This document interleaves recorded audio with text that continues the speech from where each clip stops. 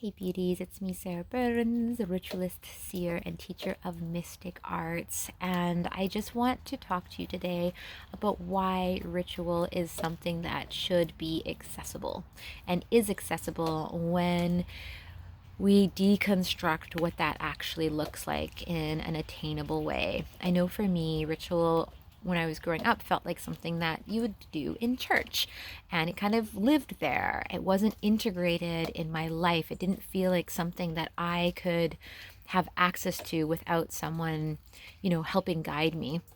And even though, yes, I want to be your guide on this journey, if you so called.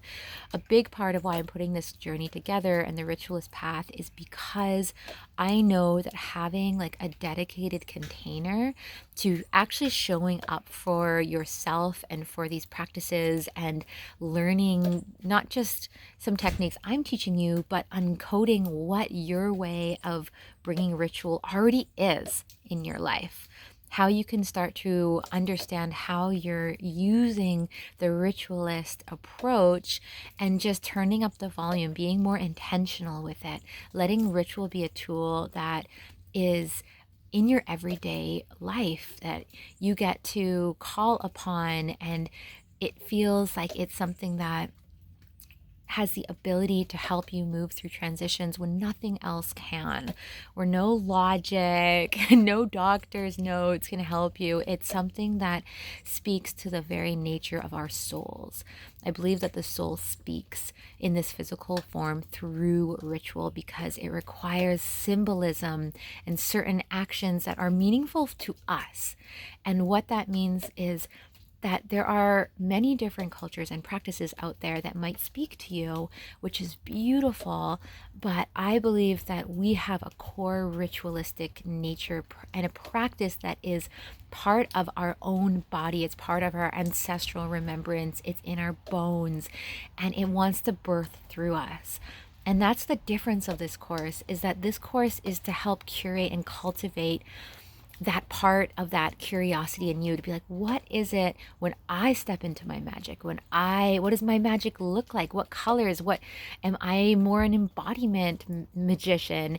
Do I work more with my voice? Do I work with ideas and communication? Am I more tactile, and does my magic work in creating space? There's all these different ways, and my idea, my goal is that together with the unique combination of students is that we get to play these different ritualistic archetypes, and we get to share our experiences and be seen and kind of demystify the whole experience, because the more that we can find the tangibleness in it and the playfulness, and that I feel like when I'm in my ritualistic flow, it's because I'm connected to that innate creative muse, that childlike wonder, that willingness to improvise, that willingness to see my environment and make actions that reflect my desires, that reflect how I want more people in the world to show up, and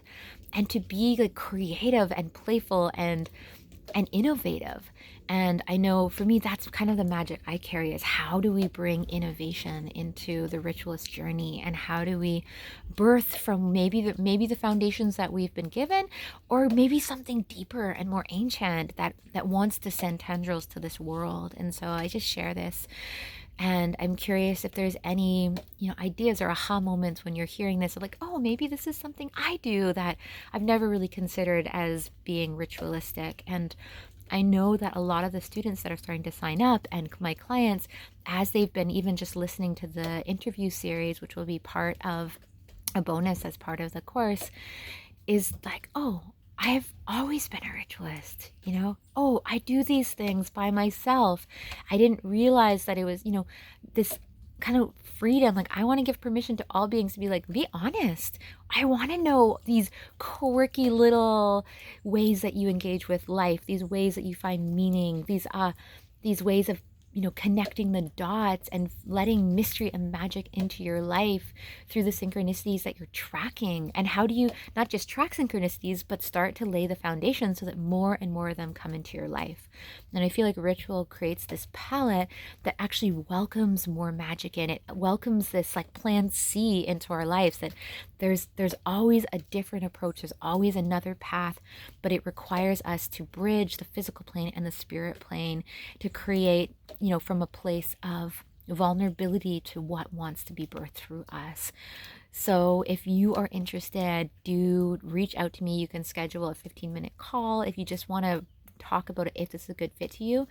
If there's any barriers that you're feeling that have been getting in the way of you saying yes, but you have this itching and this tingling and this nagging in you, do reach out. I am really open to supporting folks making this work for them because it's important. And I've actually decided to make it way more financially accessible than most courses out there, because I want to make sure that we're focusing on making this happen, and that I'm honoring too that this is a beta course and you are going to be the first round of students moving through this. So you're going to be working with me. I am doing this course for myself. I am putting content in here because I actually know I need the accountability to step up and practice and do these rituals, and also have this personal exploration in a collective environment. So I'll be honest, I am also a student, a forever student of this work. And I see that anyone signing up is also a teacher in some way, and that we get to share what is masterful within us, and that together we get to bring this collective magic to the surface. And so enough about that. Do check out the link below, and I'm looking forward to seeing who else will register. We have a few spots left for the in-person local hive. Otherwise, there's plenty of space in the online study hive, which is a lot more in depth for the ritualist that wants to take their study of this work to the next level, and especially in helping curate and craft rituals to share, and that process of what happens when we get there, and what do we need to do on our personal work to feel like we can be seen sharing and curating magical spaces. So without further ado, until next, ciao.